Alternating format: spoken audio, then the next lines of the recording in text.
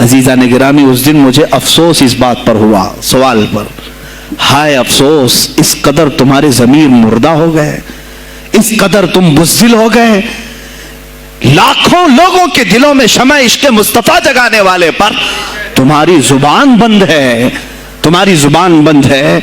میں نے صرف ایک جملہ کہا، کوئی فرق نہیں پڑتا، میں اس ملک میں رہ رہا ہوں جہاں کا پرائم منسٹر ایک سور خبیث فرانس کے صدر کے لیے ٹویٹ کر سکتا ہے، تو میں پڑوسی ملک کی کسی عاشق رسول کی تعزیت کیوں نہیں کر سکتا؟ کیوں نہیں تعزیت کر سکتا؟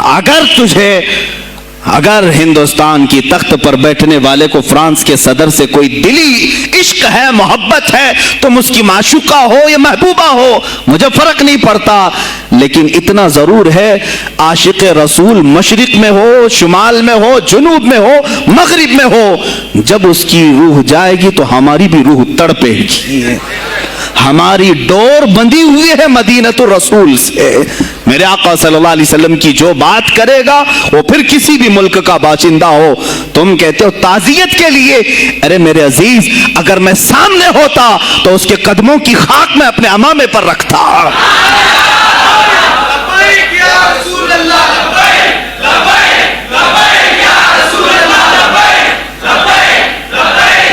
عزیزان گرامی وقار، یہ بہت خاموشی ہم نے اختیار کی، بہت خاموشی، کوئی بات نہیں۔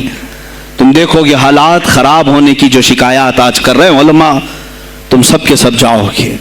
مجھے ابھی بچوں نے بتایا کوئی کانگریس کے لیڈر کا انتقال ہو گیا تو پیر صاحب تعزیت کے لیے باہر کھڑے ہو گئے، باہر آ گئے، ہم ان کی تعزیت کرتے ہیں۔